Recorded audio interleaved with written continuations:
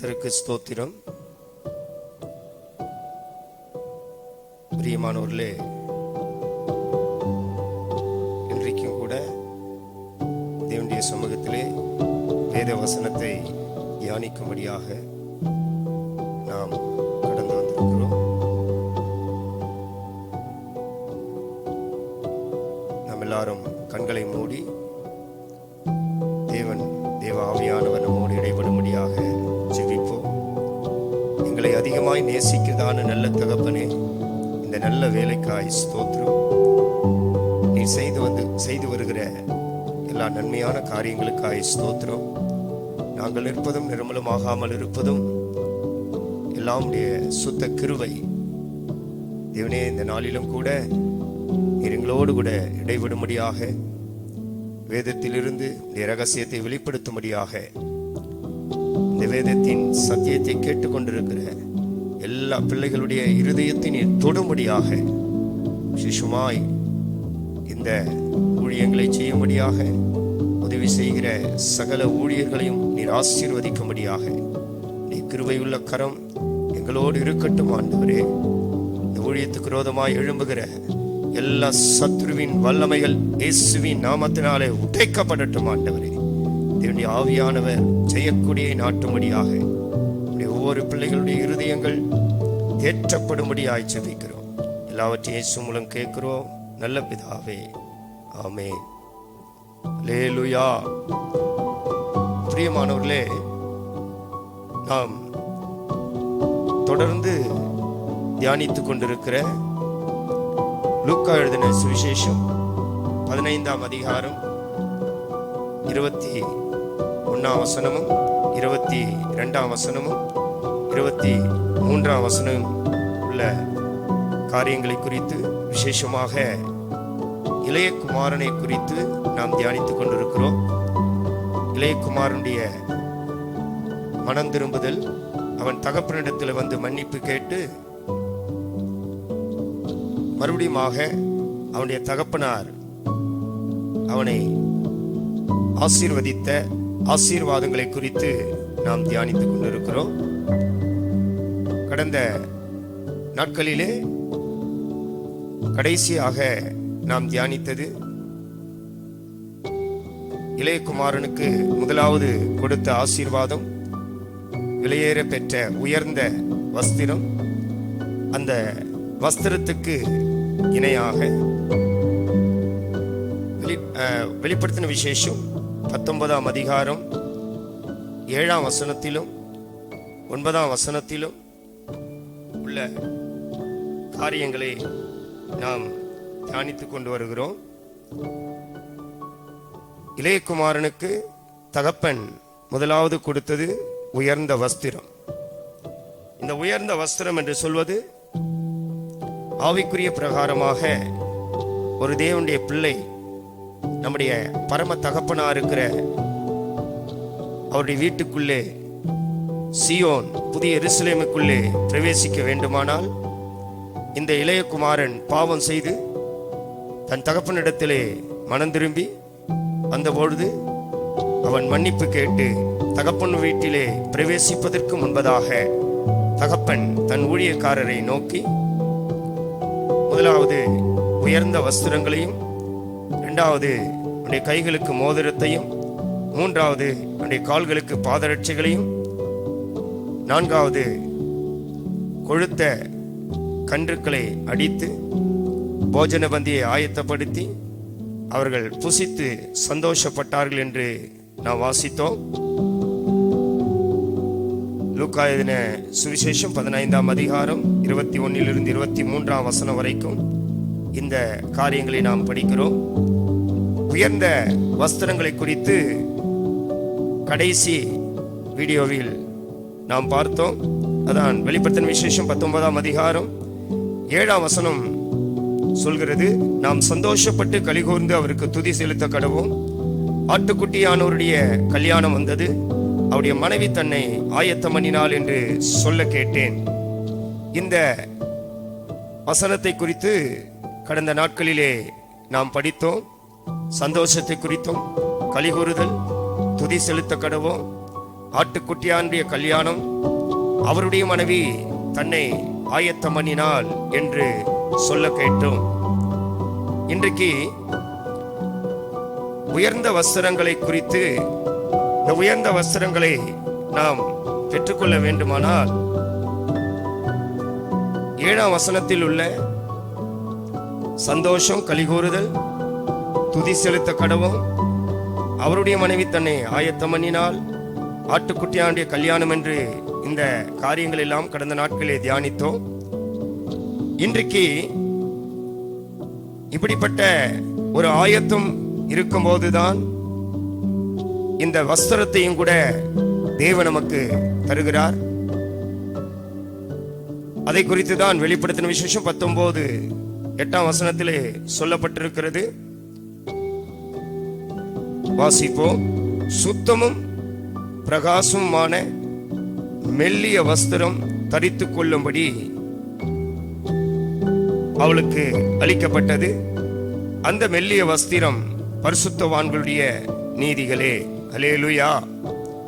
பிரியமானவர்களே, இன்றைக்கு இந்த உயர்ந்த வஸ்திரம் என்று சொல்வது இந்த பூமிக்குரிய வஸ்திரத்தை குறித்து நாங்கள் சொல்வதல்ல. அன்றைக்கு தகப்பன் இளையகுமாரனுக்கு பூமியில் இருந்துதான உயர்ந்த வஸ்திரத்தை ஒருவேளை தரிப்பித்திருக்கலாம். ஆனால் இன்றைக்கு நம்முடைய கர்த்தராகிய இயேசு கிறிஸ்துவின் வருகையிலே எடுத்துக்கொள்ளப்பட வேண்டுமானால், மனம் திரும்பி ஞானஸ்நானம் எடுத்து பரிசுத்தாவின் அபிஷேகம் பெற்றதான தேவ ஜனங்கள் இன்றைக்கு எத்தனையோ விதங்களிலே ஜீவித்துக் கொண்டிருக்கிறார்கள். உலகத்துக்குரிய வஸ்திரங்கள் இருக்கிறது. உலகத்துக்குரிய வெளியேற பெற்ற வஸ்திரங்களை எடுக்கும்படியாக உலகத்தில் இருக்கிற எத்தனையோ வஸ்திரங்களை தரித்துக் கொள்ளும்படியாக எப்படிப்பட்ட ஆயத்தங்களோடு போய் கொண்டிருக்கிறார்கள். உலகத்திலே இன்றைக்கு ஒரு கல்யாணம் நடக்க வேண்டும் என்றால் அந்த வஸ்திரத்தை எடுக்கும்படியாக எத்தனையோ நாட்களையும் பணங்களையும் செலவழிக்கிறார்கள்.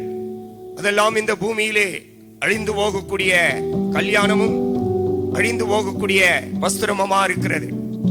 தேவ ஜனமே, இன்றைக்கு நாம் ராஜாதி ராஜாவா இருக்கிற இயேசு கிறிஸ்துவினுடைய ரகசிய வருகைக்காக காத்து கொண்டிருக்கிறோம். இளையகுமாரனுடைய மனம் திரும்புதல் தகப்பனுடைய வீட்டுக்குள்ளே கொண்டு போய் தகப்பனுடைய எல்லா ஆசீர்வாதங்களையும் பெற்றுக் கொள்ளும்படியாக உதவி செய்தது. இன்றைக்கு நாமும் கூட நித்திய பரலோகத்திலே நம்முடைய பரம தகப்பன் இருக்கிறார். அந்த தகப்பனுடைய வீட்டிலே சீயோன் புதிய எருசலேமுக்குள்ளே நாம் பிரவேசிக்க வேண்டுமானால், தேவ ஜனமே, வெளிப்படுத்தின விசேஷம் 19ஆம் அதிகாரம் 8ஆம் வசனத்திலே சொல்லப்பட்ட இந்த வஸ்திரங்களை அவருடைய மனைவி ஆயத்தம் பண்ணின பின்பு இந்த வஸ்திரம் அவளுக்கு அளிக்கப்பட்டது. 7ஆம் வசனம் சொல்கிறது, சந்தோஷப்பட்டு கலிகூர்ந்து அவருக்கு துதி செலுத்த கடவோம். ஆட்டுக்குட்டியானுடைய கல்யாணம் வந்தது. அவருடைய மனைவி, அதை குறித்துதான் போன வீடியோவிலே நாம் பார்த்தோம். அவருடைய மனைவி தன்னை ஆயத்தம் பண்ணினாள். ஆயத்தம் பண்ணின பின்புதான் 8ஆம் வசனத்துள்ள வஸ்திரங்களை தேவன் கிறிஸ்து அவருடைய மனைவிக்கு தரிப்பிக்கிறார். போன பிரசங்கத்திலே நாங்கள் சொன்னோம், சபையானது இந்த பூமியிலே இப்பொழுது தேவன் மனைவியின் ஸ்தானத்தில் வைத்திருக்கிறார். சபை என்றால் புதிய ஏற்பாட்டு சபை, ரட்சிக்கப்பட்டு ஞானஸ்நானம் பெற்று பரிசுத்தாவின் அபிஷேகம் பெற்றதான ஒவ்வொரு தேவ பிள்ளைகளும் இன்றைக்கு தேவனுடைய சமூகத்திலே மனைவியின் ஸ்தானத்தில் இருக்கிறோம். அதையெல்லாம் கடந்த நாட்களிலே நாம் பார்த்தோம். இன்றைக்கு வெளியேற பெற்ற உயர்ந்த வஸ்திரம் என்று சொல்வது இந்த உலகத்துக்குரிய வஸ்திரம் அல்ல. பரலோகத்துக்கு நாம் போக வேண்டுமானால் ஒரு வஸ்திரம் உண்டு. வேதத்திலே வஸ்திரங்களை குறித்து அநேக வஸ்திரங்களை குறித்து எழுதப்பட்டிருக்கிறது. எல்லா வஸ்திரங்களையும் சொல்ல நேரமில்லை. இன்றைக்கு இந்த வெளிப்படுத்தின விசேஷம் 19:8 வசனத்தில் உள்ள சுத்தமும் பிரகாசமான மெல்லிய வஸ்திரம் என்று சொல்லப்பட்டிருக்கிறது. 3 காரியங்கள்.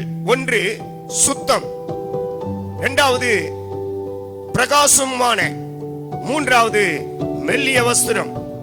கடைசியாய் சொல்கிறார் அதே வசனத்திலே, அந்த மெல்லிய வஸ்திரம் பரிசுத்தவான்களுடைய நீதிகளே. அல்லேலூயா. தேவனுடைய பிள்ளைகளே, இப்படிப்பட்ட ஒரு வஸ்திரம், இந்த வஸ்திரம் என்று சொல்வது ஆவிக்குரிய ஜீவியத்திலே இயேசு கிறிஸ்துவுக்கு அவர் மணவாளனாய் வரும்பொழுது நாம் மணவாட்டியாய் மாற வேண்டுமானால் இப்படிப்பட்ட ஆவிக்குரிய வஸ்திரங்கள் நாம் தரிப்பிக்கப்பட வேண்டும். இதுதான் மத்திய ஆகாயத்திலே எடுத்துக் கொள்ளப்படுவதற்கு முன்பதாக ஒரு மனுஷனுடைய ஜீவியத்திலே அவன் பூரணப்பட்டு மரிப்பதற்கு முன்பதாக, இல்ல உயிரோடு இருக்கிற நாம் அவருக்கு எதிர்கொண்டு பூரணமாக்கப்பட்ட பின்பு அவருக்கு எதிர்கொண்டு போவதற்கு முன்பதாக, ஒரு தேவ மனிதன், ஒரு தேவனுடைய பிள்ளை ஒரு பூரணமாக்கப்படுவதற்கு முன்பதாக, பூரணத்தை பெற்ற பின்பு சுத்தமும் பிரகாசமுமான ஒரு மெல்லிய வஸ்திரத்தை தேவன் அவருக்கு தரிப்பிக்கிறார். ஆம் தேவ பிள்ளையே, இன்றைக்கு இந்த 3 காரியங்களை நான் சொல்லி இந்த வேதாகமத்தை வசனத்தை நான் முடிக்கிறேன்.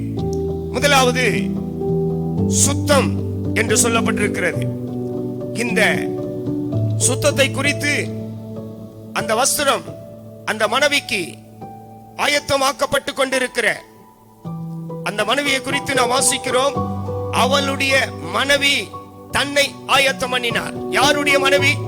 இன்றைக்கு புதிய ஏற்பாட்டு சபை இயேசு கிறிஸ்துவுக்கு மட்டும்தான் மனைவி. உலகத்துக்கல்ல, பிசாசுக்கல்ல, உலகத்தின் காரியங்களுக்கு அல்ல. தேவ பிள்ளைகளே, நம்முடைய வாழ்க்கையிலே இந்த பூமியில் இருக்கிற உன் புருஷனுக்கு நீ மனைவியா இருக்கலாம். ஆனால் இந்த மனைவியின் ஸ்தானம் இந்த பூமியில் இருக்கிற வரைக்கும் தான். ஆனால் நிரந்தரமான ஒரு மனைவியின் ஸ்தானம் பரலோகமாகிய நம்முடைய ராஜாதி ராஜாவாகிய இயேசுவுக்கு நாம் மனவாட்டியாய் மாற போகிறோம். அல்லேலூயா. தேவ பிள்ளைகளே, இந்த உலகத்தில் எத்தனையோ மனுஷர்கள் நம்மை விட்டு கடந்து போய் கொண்டிருக்கிறார்கள். தகப்பன், தாய், பிள்ளைகள், புருஷன், மனைவி, பெரியவர்கள், சிறியவர்கள். ஆனால் நமக்கு நிரந்தரமான மணவாளனாகிய இயேசு நம்முடைய இயேசுவா இருக்கிறார். அல்லேலூயா. நீ விசுவாசத்தோடு இந்த வேத வசனத்தை நீ கேட்கும் போது, இன்றைக்கு நம்முடைய ஆவிக்குரிய வாழ்க்கையிலே இந்த உலகத்துக்குரிய எல்லா வஸ்திரங்களையும் நாம் பெற்றுக் கொண்டிருக்கிறோம். எல்லா வஸ்திரங்களையும் நாம் வாங்குகிறோம். நான் ஒரு முறை யூடியூப்ல நான் பார்த்தேன், துபாயில் உள்ள ஒரு பெரிய மனிதனை குறித்து.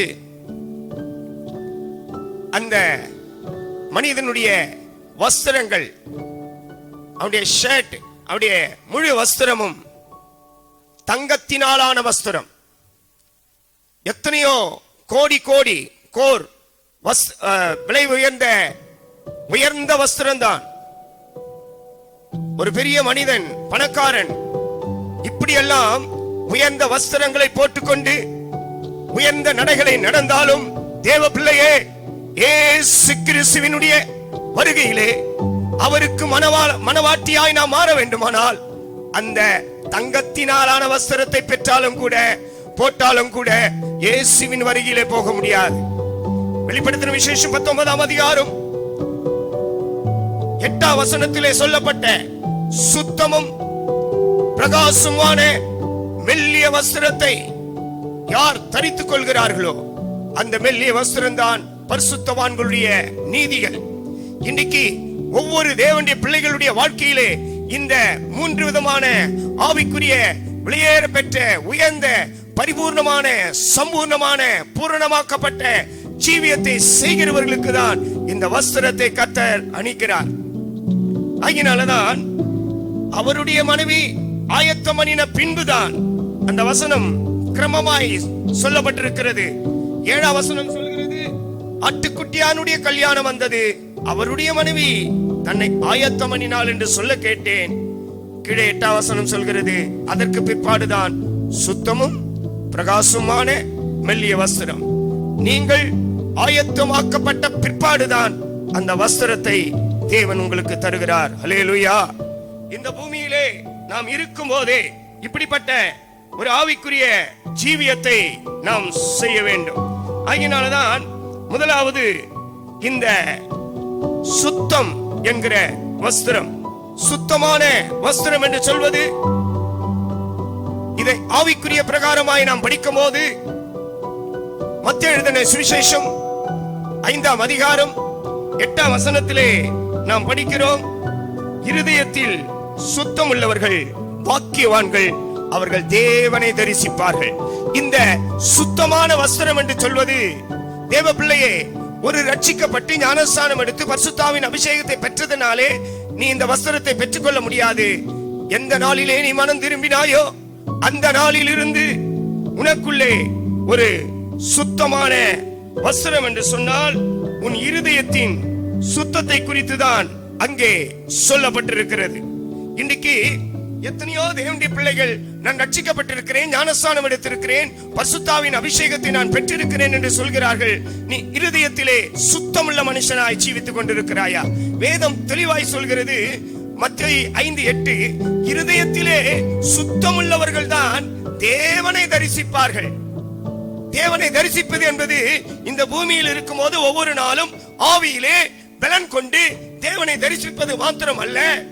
தேவ பிள்ளையே, பரலோக ராஜ்யத்துக்குள்ளே நாம் போய் நம்முடைய தேவாதி தேவனை இயேசு கிறிஸ்துவை மணவாளனாய் அவருடைய வருகையிலே நாம் தரிசிக்க வேண்டுமானால் உன் இருதயம் சுத்தமாய் இருக்க வேண்டும். நீ ரட்சிக்கப்பட்டிருக்கிறேன், ஞானஸ்நானம் எடுத்திருக்கிறேன், நான் ஒரு பெரிய பரிசுத்தவான், நான் ஒரு பெரிய நீதிமான், அதனாலதான் அந்த வஸ்திரங்களை குறித்து கடைசியாய் சொல்கிறார், பரிசுத்தவான்களுடைய நீதிகளே, நீ பரிசுத்தவான் என்று சொல்கிறாய், நான் நீதிமான் என்று சொல்கிறாய். இன்னைக்கு உன் இருதயம் எப்படி இருக்கிறது? இருதயம் சுத்தம் இல்லாவிட்டால் இந்த சுத்தமான வஸ்திரத்தை கர்த்தர் உனக்கு தரவும் முடியாது, நீ பெற்றுக்கொள்ளவும் முடியாது. நான் சுத்தமாய் இருக்கிறேன் என்று சொல்லியும் உன் இருதயம் தீட்டுள்ளதும் அசுத்தமானதையும், இந்த உலகத்துக்குரியதையும் மாம்சத்துக்குரியதையும் பிசாசுக்குரியதையும் நாடி ஓடிக்கொண்டிருக்கிறது. இன்றைக்கு கிறிஸ்தவர்கள் உலகத்திலே நடக்கிற ஒவ்வொரு காரியத்துக்காக ஓடுகிறார்கள். தேவ பிள்ளையே, நீ எதற்காக ஓடுகிறாய்? உன் இருதயம் எதின் மேல் சார்ந்திருக்கிறது? சுத்தமான வஸ்திரம் என்று சொல்வது, இருதயத்திலே சுத்தமுள்ளவர்கள் தான் சுத்தமான வஸ்திரத்தை தரித்துக் கொள்ள முடியும். வேதம் தெளிவாய் சொல்கிறது, இருதயத்தில் சுத்தமுள்ளவர்கள் பாக்கியவான்கள், அவர்கள் தேவனை தரிசிப்பார்கள். யார் அந்த தேவன்? அவர்தான் நம்முடைய கர்த்தராகிய இயேசு கிறிஸ்து, மணவாளனாகிய இயேசு கிறிஸ்து. அவருடைய வருகையிலே, மணவாளனுடைய வருகையிலே அவரை முகமுகமாய் காண்போம், முகமுகமாய் தரிசிப்போம் என்று வேதம் சொல்கிறதே. அவரை முகமுகமாய் காண வேண்டுமானால் உன் இருதயம் தீட்டா இருக்கிறதே, அசுத்தமா இருக்கிறதே, பொய் பேசுகிறதே, அசுத்தமானதை நாடுகிறதே, வேற எந்தெந்த அழிந்து போகிற காரியத்தை நாடிக்கொண்டிருக்கிறதே, நீ சுத்தமுள்ளவனா இருக்கிறாயா? சுத்தம் என்று சொல்வது நம்முடைய தலை துவங்கி உள்ளங்கால் வரைக்கும் மேலாக போடுகிற மேக்கப்போ, மேலாக போடுகிற வெண்வஸ்திரமோ அல்ல.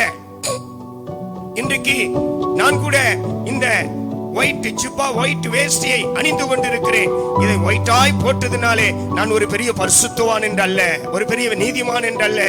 என் இருதயம் எப்படி இருக்கிறது? இருதயத்தில் சுத்தம் உள்ளவர்கள். ஆகையினால் தான் வேதம் சொல்கிறது, தேவனோ மனுஷனோ முகத்தை பார்க்கிறான், தேவனோ உன் இருதயத்தை பார்க்கிறார். இன்றைக்கு இந்த நாளிலே உன் இருதயம் எப்படி இருக்கிறது? மனைவிமார்களே, புருஷமார்களே, மாமியார்களே, மருமக்கன்மார்களே, உங்களுடைய இருதயம் எப்படி இருக்கிறது? மாமியாரை கண்டால் மருமகளுக்கு ஆகாது, மருமகளை கண்டால் மாமியாருக்கு ஆகாது. இப்பொழுது ஒரு புருஷன் மனைவியை ஆகாது, மனைவியை கண்டால் புருஷனுக்கு ஆகாது, தகப்பன் தாய் பிள்ளைகளுக்கு ஆகாது, பிள்ளைகள் தகப்பனுக்கு ஆகாது, சபையில் உள்ள விசுவாசிகள் ஊழியர்களை கண்டால் ஆகாது, சில ஊழியர்கள் சில விசுவாசிகளை கண்டால் ஆகாது. ஆனாலும் வேதத்திலே சொல்லுகிறார்கள், அவர்கள் என் பிள்ளைகள் என்கிறார்கள். தேவ பிள்ளையே, இருதயத்தில் இருக்கிற கசப்புகள், இருதயத்தில் இருக்கிற துர்நாற்றங்கள் இன்றைக்கு மனுஷனை கண்டால் மனுஷனுக்கு ஆகவில்லை. மனுஷனுடைய இருதயம் மிருகத்துடைய இருதயமாய் போய்கொண்டிருக்கிறது. ரட்சிக்கப்படாத ஒரு மனிதனுடைய இருதயம் அப்படி இருந்தால் பரவாயில்லை என்று சொல்ல முடியாது.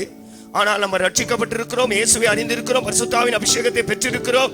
எத்தனையோ ஆசீர்வாதங்களை குறித்து நமக்கு தெரியும், வேதாகமத்தை குறித்து தெரியும், பரலோகத்தை குறித்து தெரியும். எல்லாவற்றை குறித்து தெரிந்தாலும் கூட தேவ பிள்ளைகளே, நம்முடைய இருதயத்தில் உள்ள அசுத்தங்கள் வெளியே போக முடியவில்லையே.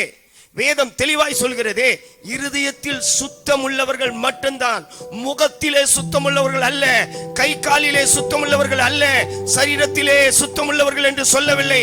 உன் சரீரம் கூட பரிசுத்தமாக தான் இருக்க வேண்டும், அதற்காக சரீரம் நாறி கொண்டு இருக்க வேண்டும் என்று நான் சொல்லவில்லை.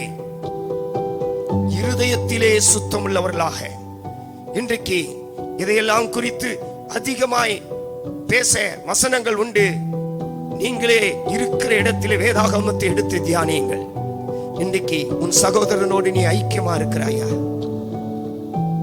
சங்கீதக்காரன் சொல்கிறார், சகோதரர் ஒருமித்து வாசம் பண்ணுவது எத்தனை நன்மையும் எத்தனை இன்பமா இருக்கிறது.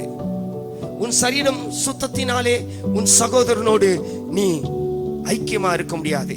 இருதயம் சுத்தமா இருந்தாதான் இருதயம் ஒட்ட வேண்டும். ஒரே ரூம்ல இருக்கிறார்கள், ஒரே வீட்டுக்குள் இருக்கிறார்கள், பல வருடங்களாய் முகம் பார்த்து முகம் பேசாமல் இருக்கிறார்கள். நீ எப்படி பரலோகம் போவாய்? ஒரு வீட்டுக்குள்ளே ஒரே வீட்டுக்குள்ளே தான் வாசம் பண்ணுகிறார்கள். இன்னும் சொல்ல போனால் சில வீடுகளுக்குள்ளே ஒரே சமையல் தான் நடக்கிறது. ஆனால் ஒரு மனுஷனை பார்த்து பேசவில்லை.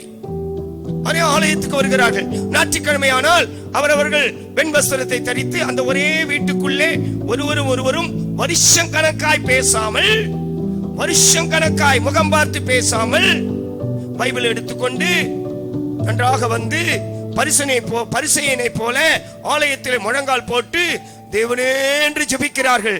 ஆனா வீட்டுக்கு போனால் ஒருத்தரை பார்த்து ஒருத்தர் பேச மாட்டார்கள். சின்ன குழந்தைகிட்ட போய் நீ அப்பா கிட்ட சொல்லு, மறுபடியும் அந்த குழந்தைகிட்ட நீ அம்மா கிட்ட சொல்லு. அந்த குழந்தை எப்படி வளரும்? அந்த குழந்தையுடைய சுபாவம் எப்படி மாறும்? தேவ பிள்ளையே, உன் இருதயம் சுத்தமா இல்லாமல் நீ ஜெபிக்கிற ஜெபத்தை கர்த்தர் கேட்பாரா? உன் இருதயம் சுத்தமா இல்லாமல் நீ கொடுக்கிற காணிக்கையை கூட கர்த்தர் அங்கீகரிப்பாரா? வேதம் சொல்கிறதே, பலிபீடத்திலே காணிக்கை கொண்டு வந்த மனுஷனை குறித்து சொல்கிறாரே, முதலாவது அந்த காணிக்கை அங்கேயே நீர் வைத்து விட்டு போய் உன் சகோதரனிடத்திலே மனம் ஐக்கியம் பொருந்தி சமாதானம் ஆயிட்டு அதுக்கப்புறம் உன் காணிக்கையை செலுத்து உன் தேவனுக்கு. அப்பொழுதுதான் கர்த்தர் அதை அங்கீகரிப்பார்.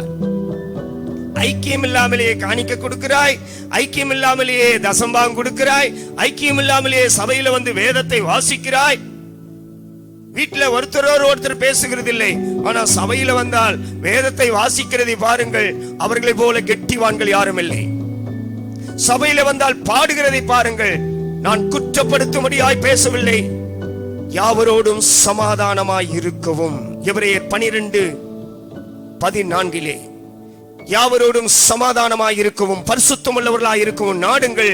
பரிசுத்தம் இல்லாமல் ஒருவனும் தேவனை தரிசிக்க முடியாது. இந்த உலகத்தோடு உன் வாழ்க்கை முடிந்து போகிறதில்லை சகோதரனே, சகோதரியே, நண்பா, விசுவாசிகளே, ஊழியர்களே. இந்த உலகத்தோடே உன் வாழ்க்கை முடிந்து போகிறதில்லை. இந்த உலக வாழ்க்கை ஒரு டெம்பரவரி வாழ்க்கை, கொஞ்ச காலம்தான். ஆதி நாட்களிலே நம்முடைய முற்பிதாக்கள் எத்தனையோ வருடங்கள் ஜீவித்தார்கள். ஆனால் இன்றைக்கு ஜீவிக்கிற பிதாக்கள் எத்தனை வருடம்? அது நானாலும் நீ ஆனாலும் 40 வயது 50 வயது தாண்டவில்லை. அதற்கு முன்பாகவே எல்லா ஆட்டமும் க்ளோஸ் ஆகி போய் விடுகிறது. காரணம் என்ன? நம்முடைய சுபாவங்கள் அப்படி இருக்கிறது. சுபாவத்தையும் ஜீவியத்தையும் மாற்றும்படியாக தேவ பிள்ளையே, சுத்தமான வஸ்திரம். சுத்தமான வஸ்திரம் டிரான்ஸ்லேஷன் என்ன? இருதயத்தின் சுத்தம் தான் சுத்தமுள்ள வஸ்திரம். உன் சுத்தமுள்ள வஸ்திரத்தை நீ பெற்றுக்கொள்ள வேண்டுமானால் இருதயத்தில் சுத்தமுள்ளவர்களாய் காணப்பட வேண்டும். அதனாலதான் இருதயத்தில் இருந்து புறப்படுகிறதே மனுஷனை தீட்டுப்படுத்தும் என்று மார்க் எழுதின சுவிசேஷம் 7ஆம் அதிகாரம் 20ஆம் வசனத்தில் இருந்து 23ஆம் வசனம் வரைக்கும் வாசிக்கும் பொழுது அங்கே நாம் வாசிக்கிறோம், மனுஷனுக்குள் இருந்து புறப்படுகிறதே மனுஷனை தீட்டுப்படுத்தும். எப்படி எனில், மனுஷனுடைய இருதயத்துக்குள் இருந்து பொல்லாதான சிந்தனைகளும், விபச்சாரங்களும், வேசித்தனங்களும், கொலைபாதகங்களும், களவுகளும், பொருளாசைகளும், துஷ்டத்தனங்களும், கபடும், காமவிகாரமும், வன்கண்ணும், தூஷணமும், பெருமையும், மதிகேடும் புறப்பட்டு வரும். தேவனுடைய பிள்ளைகளே, இன்றைக்கு இந்த மார்க் எழுதின சுவிசேஷத்திலே 13 காரியத்தை நாம் படிக்கிறோம். இந்த 13 காரியமும் விவரிக்க நேரமில்லை. நீங்களே தியானியுங்கள். தேவ ஜனமே, இந்த 13 சுபாவத்தை பெற்ற தேவ பிள்ளையாய் நீ ஜீவிப்பாயானால் எப்படி இயேசு கிறிஸ்துவை நீ சந்திக்க முடியும்? இயேசு கிறிஸ்துவின் வருகையில் நீ எப்படி எடுத்துக்கொள்ளப்பட முடியும்? இருதயத்தில் சுத்தமுள்ளவர்கள் தான் தேவனை தரிசிப்பார்கள். இருதயத்தின் சுத்தம் என்று சொல்வது சாதாரணமானதல்ல. ஒரு முகத்தை சுத்தப்படுத்துவது போல, ஒரு கை கால்களை சுத்தப்படுத்துவது போல அல்ல. இன்றைக்கு உலகத்திலே எத்தனையோ விதமான ஆசிடுகள் விற்கிறார்கள். அது ஆசிட் என்று தான் சொல்ல வேண்டும். முகத்தை வெண்மையாக்க, கை கால் கருப்பா இருந்தால் வெண்மையாக்க, ஒரு செகண்ட்ல போட்ட உடனே ஒவ்வொரு ஆண்களுடைய பெண்களுடைய கை கால்கள் மினுக்கிறது. இந்த மினுமினுக்கினாலே கர்த்தருடைய வருகையிலே நாம் எடுத்துக்கொள்ளப்பட முடியாது. இருதயத்தில் சுத்தமுள்ளவர்கள், இருதயத்தில் சுத்தமுள்ளவர்கள். வெளிப்படுத்தின விசேஷம் சொல்கிறது 19:8, சுத்தமான வஸ்திரம். அதான் இருதயத்தின் சுத்தமுள்ளவர்கள். தேவ பிள்ளையே, உன் இருதயம் எப்படி இருக்கிறது? உன் இருதயத்தை குறித்து இந்த சுத்தமான வஸ்திரம் என்று சொல்வது இன்னும் கூட சங்கீதக்காரன் சொல்கிறார். 45ஆம் சங்கீதத்திலே 13ஆம் வசனத்திலே நீங்கள் 10ஆம் வசனத்திலிருந்து வாசிக்கும் பொழுது, குமாரத்தியே கேள், நீ உன் செவியை சாய்த்து சிந்தித்துக் கொள், உன் ஜனத்தையும் உன் தகப்பன் வீட்டையும் மறந்துவிடு. உன் ஜனத்தையும் தகப்பன் வீட்டையும் என்றால் இந்த உலகத்தையும் மாம்சத்தையும் பிசாசையும் எல்லாவற்றையும் மறந்துவிட்டு, அப்பொழுது ராஜா, யார் அந்த ராஜா? அவர்தான் நம்முடைய கத்தாதி கத்தா, ராஜாதி ராஜா, மணவாளனாகிய இயேசு கிறிஸ்து. உன் அழகில் பிரியப்படுவார். எந்த அழகு? சரீரத்தில் போடுகிறோமே அந்த அழகல்ல, உன் அழகில் பிரியப்படுவார். அவர் உன் ஆண்டவர், ஆகையால் அவரை பணிந்து கொள். மறுபடியும் 12ஆம் வசனம் சொல்கிறது, தீருக்குமாரத்தி காணிக்கை கொண்டு வருவார், ஜனங்களில் ஐஸ்வர்யவான்களும் உன் தயவை நாடி வணங்குவார்கள். 13ஆம் வசனத்தை கவனியுங்கள். இங்கதான் இருதயத்தினுடைய சுத்தத்தை குறித்து அங்க சொல்கிறார். 13ஆம் வசனம் தெளிவாய் சொல்கிறது. 13லும் 14லும் சுத்தமுள்ள வஸ்திரம், பிரகாசமான வஸ்திரம், மெல்லிய வஸ்திரத்தை குறித்து அதை இங்கும் கூட இதுக்கு டேலியாக நாம் பேசலாம், ரெவலேஷனாக நாம் பேசலாம். இங்கே 13ஆம் வசனம் சொல்கிறது. 45ஆம் சங்கீதம் 13ஆம் வசனத்தை பாருங்கள். ராஜகுமாரத்தி உள்ளாக பூரண மகிமை உள்ளவள். ஹல்லேலூயா. ஒரு அல்லேலூயா சொல்லுங்கள். ஹல்லேலூயா, ஹல்லேலூயா. தேவ பிள்ளைகளே, ராஜகுமாரத்தி. யார் அந்த ராஜகுமாரத்தி? அந்த ராஜகுமாரத்தி உள்ளாக, ராஜகுமாரத்தி உள்ளாக, புறம்பாக அல்ல, உள்ளாக என்று சொன்னால் இருதயத்துக்குள். அதனால்தான் மார்க்கு சொல்கிறது 7:20, இருதயத்துக்குள் இருந்து புறப்படுகிறது மனுஷனை தீட்டுப்படுத்தும். உன் இருதயத்துக்குள் இருந்து மார்க்கில் சொன்ன 13 காரியம் வந்தால் நீ எப்படி இயேசுவை சந்திக்க முடியும்? 45ஆம் சங்கீதம் 13ஆம் வசனம் சொல்கிறது, ராஜகுமாரத்தி. யார் ராஜகுமாரத்தி? இயேசுவாகிய மணவாளனுக்கு, ராஜாதி ராஜாவுக்கு யார் மணவாட்டியாய் மாறப் போகிறார்களோ அவர்கள் தான் ராஜகுமாரத்தி. நாம் தான் ராஜகுமாரத்தி. நம்முடைய இயேசு வரப்போகிறார். அந்த ராஜகுமாரனாகிய ராஜாதி ராஜாவாகிய இயேசுவை நீ சந்திக்க வேண்டுமானால் உன் ராஜகுமாரத்தி. 45ஆம் சங்கீதம் 13ஆம் வசனத்திலே ராஜகுமாரத்தி புறம்பாக அல்ல, உள்ளாக. வசனத்தை நன்றாக வாசித்து பாருங்கள். உள்ளாக. தமிழ் இங்கிலீஷிலே இது கரெக்டாய் இருக்கிறது, மற்ற பாஷைகளிலே கொஞ்சம் வேறுபட்டு இருக்கிறது. ராஜகுமாரத்தி உள்ளாக பூரண மகிமை உள்ளவள். ஹல்லேலூயா. ஆம், நம்முடைய கர்த்தராகிய இயேசு கிறிஸ்துவின் வருகையிலே போகிறவர்கள் உள்ளாக, இருதயத்திலே ஒரு பாயிண்ட் அசுத்தம் இருந்தா கூட நீ வருகையிலே போக முடியாது. உள்ளாக பூரண. பூரணம் என்பது சம்பூர்ணம், பூரணமாக்கப்பட்ட பரிசுத்தவான்களை சேர்க்கும்படியாக தான் இயேசு வருகிறார். பாதியாக்கப்பட்ட பரிசுத்தவான்களை அல்ல, அறகுறை பரிசுத்தவான்கள் அல்ல. கொஞ்ச நாள் ஜீவிச்சு விட்டு அடுத்த நாள் பின்மாற்றத்தில் ஜீவிக்கிற விசுவாசிய ஊழியக்காரனையும் சேர்க்கும்படியா இயேசு வரவில்லை. ராஜகுமாரத்தி உள்ளாக பூரண மகிமை உள்ளவள். அந்த பூரண மகிமை உள்ளாக என்று சொல்வது உன் இருதயத்தின் சுத்தத்தை தான் காட்டுகிறது. தேவ பிள்ளையே, உன் இருதயம் எப்படி இருக்கிறது? உன் இருதயத்தின் சுத்தம் எப்படி இருக்கிறது? இருதயத்திலே சுத்தம் உள்ளவர்கள் பாக்கியவான்கள், அவர்கள் தேவனை தரிசிப்பார்கள். உன் இருதயம் எப்படி இருக்கிறது?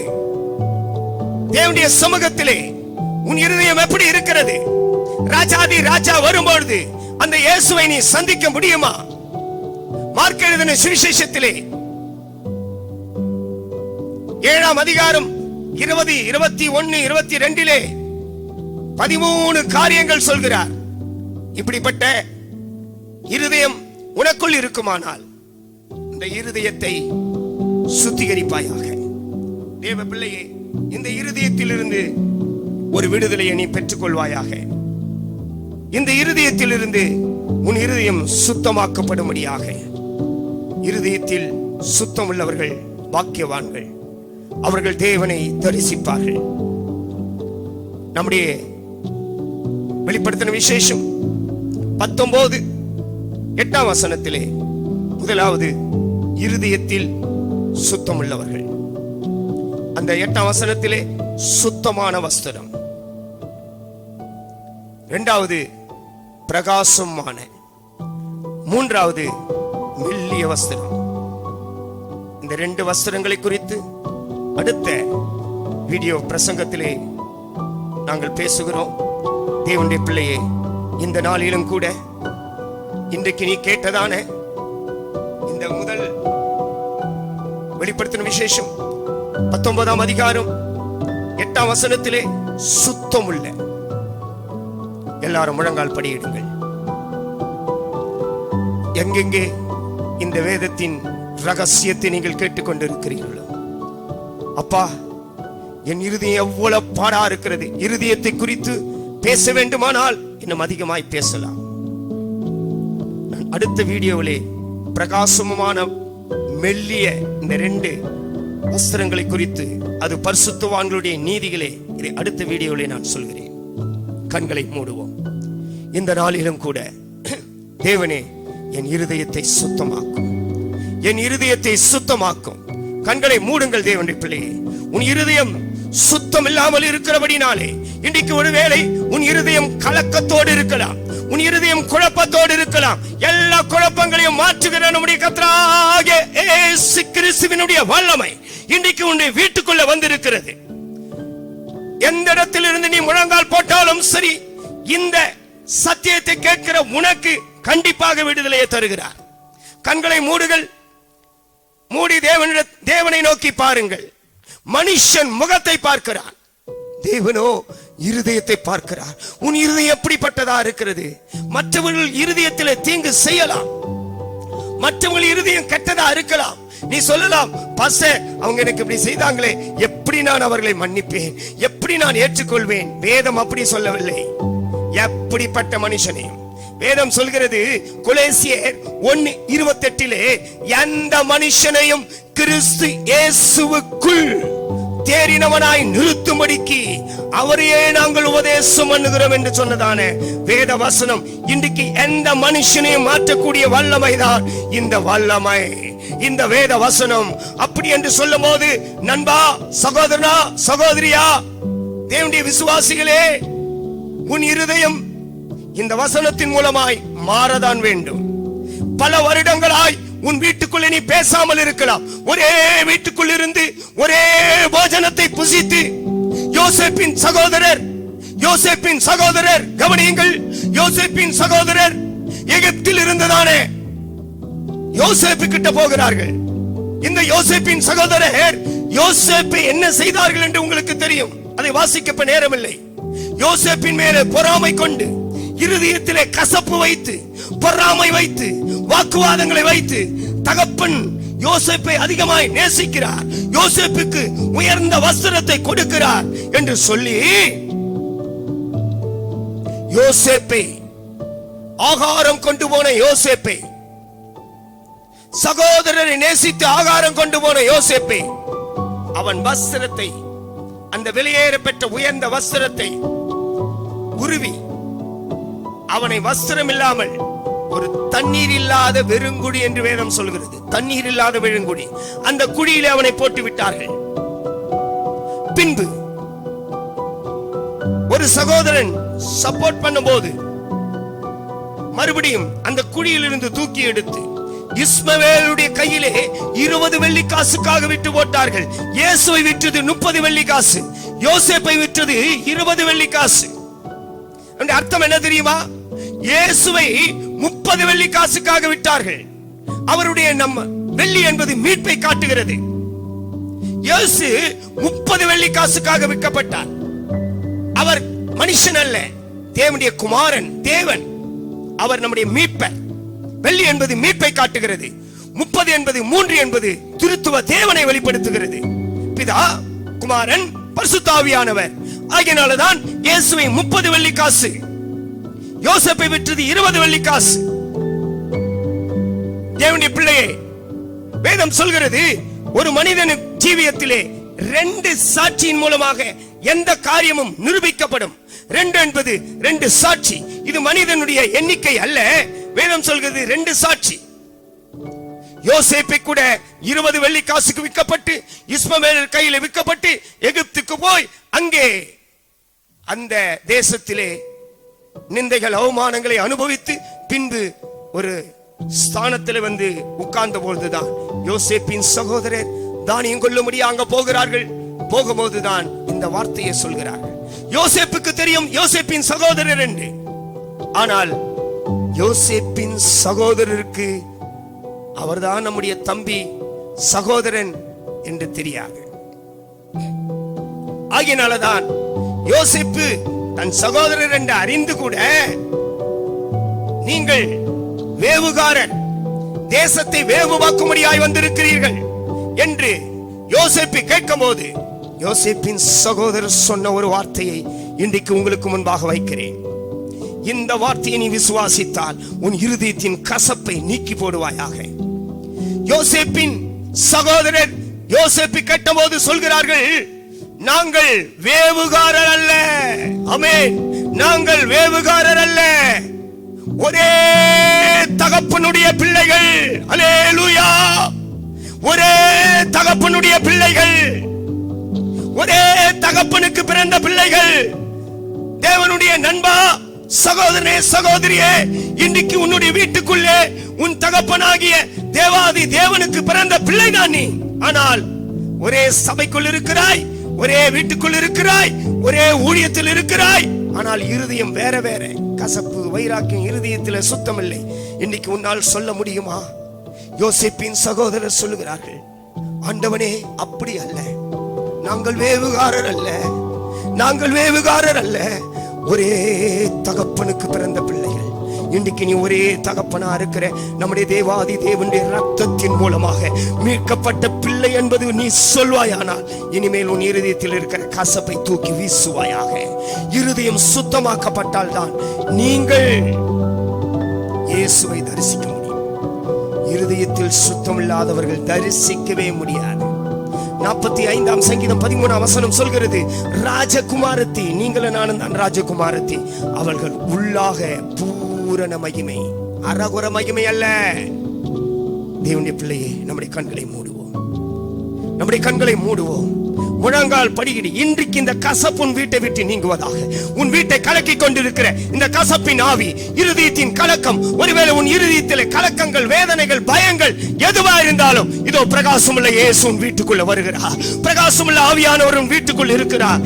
அப்பொழுது பேதுரு சிறைச்சாலைக்குள்ளே சங்கிலினால் கட்டப்பட்டு அந்தகாரத்தின் உள்ளே காணப்பட்ட பொழுது வேதம் சொல்கிறது, தூதன் அறைக்குள்ளே பிரவேசித்த உடனே வெளிச்சம் பிரகாசித்தது. யார் அந்த வெளிச்சம்? அதான் பரிசுத்த ஆவியானவராய் இருக்கிற தேவ தூதனுடைய வெளிச்சம். தேவனுடைய மகிமை இன்றைக்கு உன் வீட்டை கலக்கி, உன் இருதயத்தை கசப்பாக்கி, உன் இருதயம் கருப்பாக்கி இருக்கிற இன்றைக்கு நான் சொல்கிறேன், வேதம் சொல்கிறது, எல்லா கசப்பு வைராக்கியங்களும் இயேசுவின் நாமத்தினாலே நீக்கி போடுவாராக. உன் இருதயத்தின் கசப்பெல்லாம் நீக்குவாராக. இந்த நேம் ஆஃப் ஜீசஸ். உம்முடைய 2 கரங்களை மேலே உயர்த்துங்கள், 2 கரங்களை மேலே உயர்த்துங்கள். அப்பா தேவனே, இவ்வளவு நாள் என் இருதயத்தை சுத்தமாக்காமல் என் வஸ்திரத்தை சுத்தமாக்கினேனே, என் முகத்தை சுத்தமாக்கினேனே, எதையோ நான் சுத்தமாக்கினேனே. ஆனால் இருதயத்தில் சுத்தமுள்ளவர்கள் தான் பாக்கியவான்கள். அவர்கள் தேவனை தரிசிப்பார்கள். தேவன் வரப்போகிறார், இயேசு வரப்போகிறார், மணவாளனாய் வரப்போகிறார். அப்படி வருகைக்காய் நாம் ஆயத்தமாக்கப்படும்படியாக தேவனுடைய பிள்ளைகளே, நான் ஒரு சிறிய ஜெபத்தை ஜெபிக்கிறேன். இன்னைக்கு உன் வீட்டுக்குள் இருக்கிற இந்த ஜெபத்தை நீ விசுவாசிப்பாயானால், இந்த வார்த்தையை நீ விசுவாசிப்பாயானால், நாங்கள் இயேசுவின் நாமத்தினாலே இந்த உபதேசத்தை உங்களுக்கு சொல்லிக் கொண்டிருக்கிறோம். நீ விசுவாசிப்பாயானால் உன் வீட்டுக்குள் இருக்கிற எல்லா கசப்பு அந்தகாரங்கள் இந்த name of Jesus appointing in the master